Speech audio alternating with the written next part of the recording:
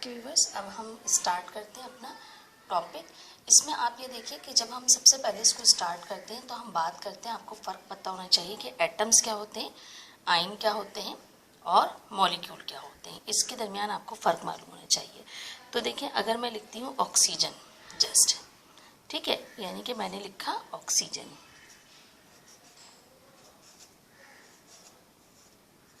Okay, या फिर मैं लिखती हूँ क्लोरीन, सिंपल क्लोरीन,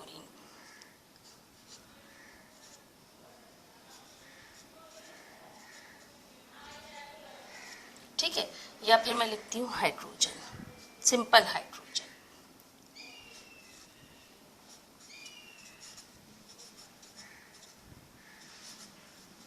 तो ये सब क्या है, सारी मिला के, चाहे वो ऑक्सीजन हो गया, क्लोरीन हो गया या हाइड्रोजन हो गया, इन सबको हम नाम देते हैं एटम का, एटम्स। ओके, ये सारे, क्योंकि ये सिंगल है, ये ऑक्सीजन है, ये क्लोरीन है, या हाइड्रोजन है, ये सब क्या होते हैं, एटम्स कहलाते हैं। अब मैं थोड़ा सा आगे चलूंगी इसको। लेट सपोज अगर मैंने H2 लिख दिया, अब ये क्या हो गए, 2 हाइड्रोजन हो गए। इसका मतलब ये है कि ये हो गए 2 हाइड्रोजन। ओके, अगर मैंने यहाँ पे C6H6 लिख दिया, अगर लेट सपोज मैंने यहाँ पे मज़ीद इसको आगे लेके चलें, H2O लिख दिया, ठीक है, अगर मैंने यहाँ पर सिंपल आपका O2 लिख दिया, ठीक है, अब ये एक से ज़्यादा एलिमेंट पे कंसिस्ट है, ठीक है। जब एटम आपस में मिलते हैं तो वो क्या कहलाते हैं, ये एक कहलाता है, जस्ट वन एटम, ये एटम, ये एटम। लेकिन जब एक से ज़्यादा हो जाए तो उसको हम क्या कहेंगे, मॉलिक्यूल।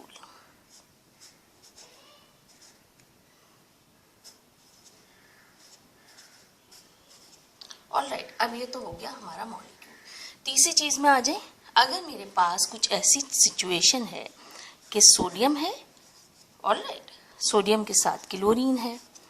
अब देखिए, सोडियम पर चार्ज पॉजिटिव होता है, क्लोरीन पे नेगेटिव होता है, ये हो गया सोडियम क्लोराइड।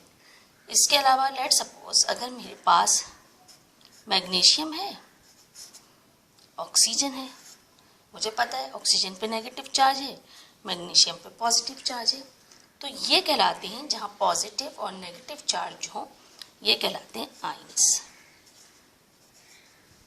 ठीक है। पहले तो आपको इन तीनों के दरमियान फर्क पता होना चाहिए कि एटम क्या होता है, मॉलिक्यूल्स क्या होते हैं और आयंस क्या होते हैं, ठीक है। अब हम पढ़ रहे हैं एम्पेरिकल फॉर्मूला, जो कि आपके इसमें मौजूद है,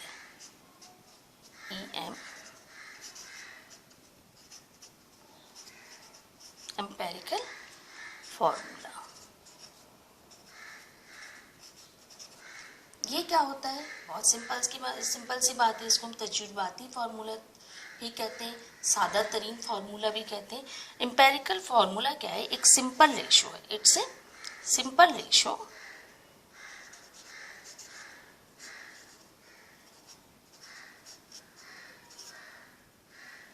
बिटवीन एटम्स। ओके, अब ये किस तरह से है, ये बहुत सिंपल है। मिसाल के तौर पर मेरे पास बेंजीन है, ओके, बेंजीन हो गया। अब मैंने बेंजीन का फॉर्मूला क्या लिखा, C6H6, ये तो हो गया मेरे पास बेंजीन का फॉर्मूला, ठीक है। अब आप ये देखिए कि मैं इसका एम्पेरिकल फॉर्मूला कैसे निकालूंगी। अब मुझे पता है C6H6, ये बात जाहिर सी बात है, हमको ये बात मालूम है, सो इट्स फॉर्मूला है C6 and H6, alright, benzene formula, it's a benzene formula. अब ये देखिए, हम इसका एम्पेरिकल फॉर्मूला कैसे निकालते हैं, ये बहुत सिंपल है। हमको पता है कि कार्बन इसमें कितने 6 हैं और हाइड्रोजन कितने 6 हैं, ऑलराइट। तो हम लिखेंगे इसमें 6 कार्बन एटम्स,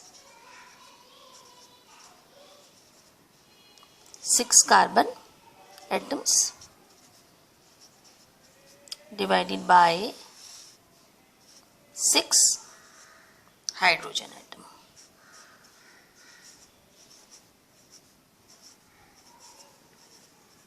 ओके, अब मैं इस 6 को 6 कार्बन एटम है, इसको मैंने डिवाइड करा 6 के साथ।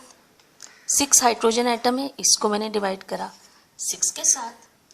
जब ये दोनों आपस में डिवाइड होंगे तो रेशो हमारे पास क्या आ जाएगी, 1:1 की रेशो आ जाएगी।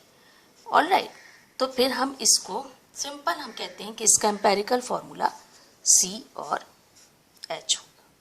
1:1, दोनों के दरमियान रेशो 1:1 की आती है।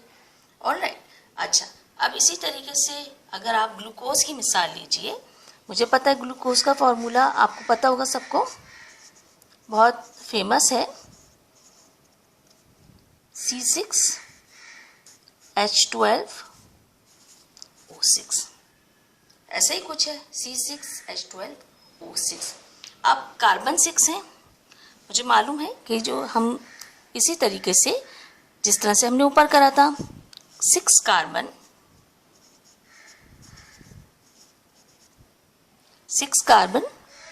एटम्स किससे डिवाइड होंगे, डिवाइडेड बाय 6। ऑलराइट, इसी तरीके से hydrogen 12 hydrogen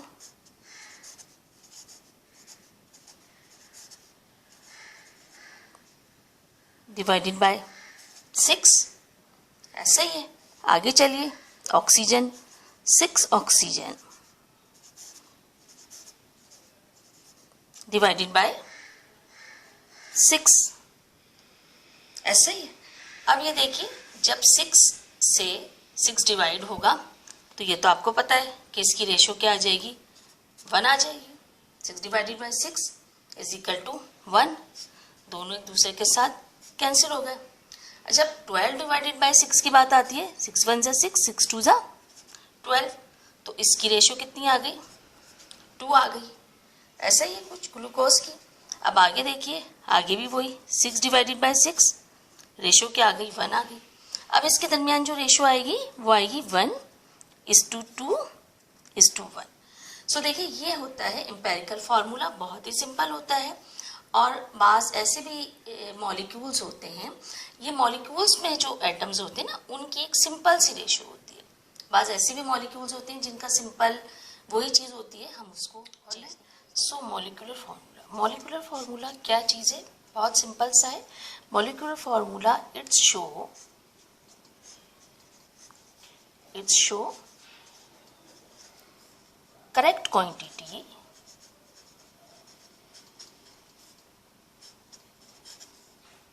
of atoms in a molecule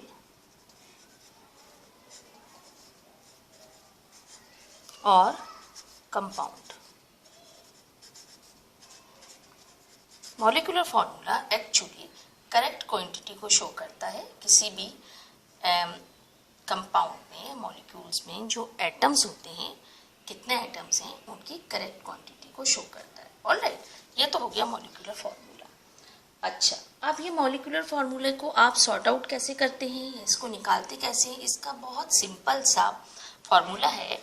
molecular formula actually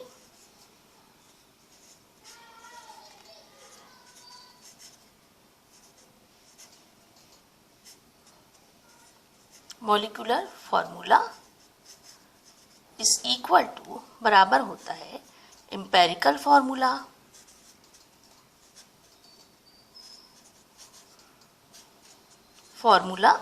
multiply by n।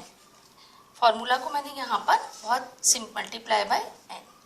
Molecular formula is equal to empirical formula multiply by n। All right, यहाँ पे मैंने फार्मूला शॉर्ट फॉर्म में लिख दिया। ऑलराइट, अच्छा, अब एम्पेरिकल फार्मूला क्या है, वो तो हमने निकालना सीख ही लिया है। अब n क्या होता है, n एक्चुअली कंप्लीट नंबर होता है, और हमें ये मालूम होना चाहिए कि हम n कैसे निकालेंगे, तभी हम मॉलिक्यूलर फार्मूला निकालेंगे। अब इस n को निकालने का भी या इसको सॉर्ट आउट करने का भी एक फार्मूला होता है, जो कि बहुत ही सिंपल सा होता है। n is equal to molecular मास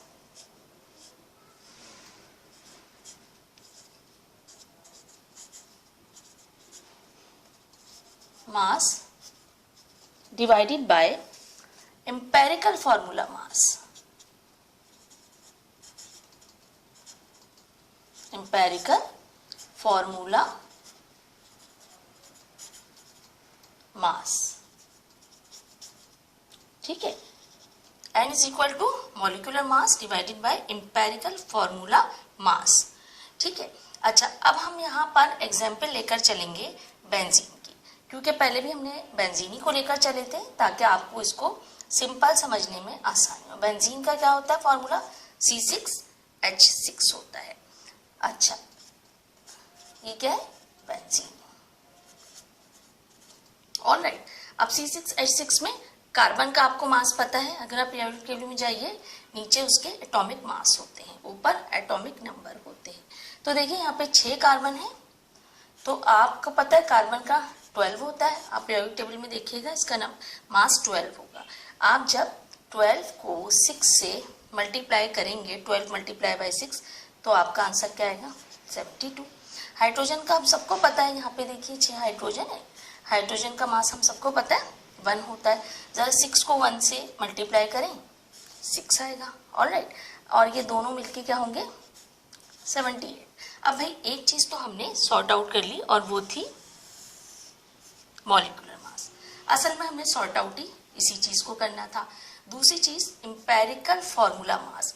हमें बेंजीन का एम्पेरिकल फॉर्मूला तो मालूम है कि वो C और H है, लेकिन हम जब कि एम्पेरिकल फॉर्मूला मास की बात करते हैं तो हमको ये बात पता है कि कार्बन का मास क्या होता है? एटॉमिक मास 12 है, और हाइड्रोजन का एटॉमिक मास क्या है? 1 है। 12 में 1 आप प्लस कर दीजिए तो ये क्या हो जाता है? 13। ऐसे ही कुछ है, 12 में 1 प्लस कीजिए 13 आ जाएगा आपके पास। ऑलराइट, अच्छा अब आप इसको थोड़ा सा हम आगे लेकर चलते हैं। अब हमारे पास देखिए दोनों चीजें आ गई। हमारे पास इसका एक मॉलिक्यूलर मास आ गया 78 और एम्पेरिकल फॉर्मूला मास आ गया 13 यानी कि 13। किस तरीके से आया? आपने कार्बन के 12 और हाइड्रोजन के 1 को प्लस करा तो 13 आ गया एम्पेरिकल फॉर्मूला मास। ऑलराइट, अब बहुत सिंपल है, n इज इक्वल टू 78 को आप जरा डिवाइड कर दीजिए 13 से, आपके पास इसका आंसर आ जाएगा 6। ऑलराइट, अच्छा मॉलिक्यूलर फॉर्मूला हमसे क्या कहता है? Empirical formula multiply by n। Benzene का एम्पेरिकल फॉर्मूला जो हमने निकाला था वो C और H था, इसी तरीके से कुछ था। इसको मल्टीप्लाई कर दीजिए नंबर ऑफ n से, 6 से, आपके पास फॉर्मूला आ जाएगा मॉलिक्यूलर फॉर्मूला C6H6। यही है बेंजीन का फॉर्मूला जो कि हमारे पास था। ठीक है, तो देखिए कितना सिंपल सा है, बहुत आसान तरीका है। हमें पता है molecular formula is equal to empirical formula multiply by number of n। अब n एम्पेरिकल फॉर्मूला तो हमने निकाला हुआ है बेंजीन का CH, क्योंकि हमने C को सॉर्ट आउट किया था तो हम इसलिए C को लेकर चले। अब n हमारे पास क्या है? Molecular mass divided by empirical formula mass. Alright, हम यहाँ पे मासेस की बात कर रहे हैं, हम यहाँ सिर्फ एम्पेरिकल फॉर्मूला की बात नहीं कर रहे हैं बल्कि एम्पेरिकल फॉर्मूला मास की बात कर रहे हैं। और एम्पेरिकल फॉर्मूला मास हमारे पास क्या आया है? 13 या 13 आया है। ठीक है, यहाँ पर हमारे पास मास आया है मॉलिक्यूलर 78, जो कि हमने इनको सॉर्ट आउट करके निकाला। यहाँ पे 12 में 1 आपने ऐड किया 13 आ गया। ऑलराइट, अब 78 को 13 से डिवाइड कीजिए 6 आएगा। आपने जब एम्पेरिकल फॉर्मूला को 6 से मल्टीप्लाई करेंगे तो C6H6 आपका सिंपल सा आ जाएगा और ये आपका मॉलिक्यूलर फॉर्मूला निकल आया। आप इसी तरीके से चाहें so you can do it easily. और जब आप ग्लूकोज का करेंगे या किसी भी कंपाउंड के मॉलिक्यूल्स का कर सकते हैं जिसका आपने एम्पेरिकल फॉर्मूला पहले से निकाला हो। All right, so goodbye till the next section.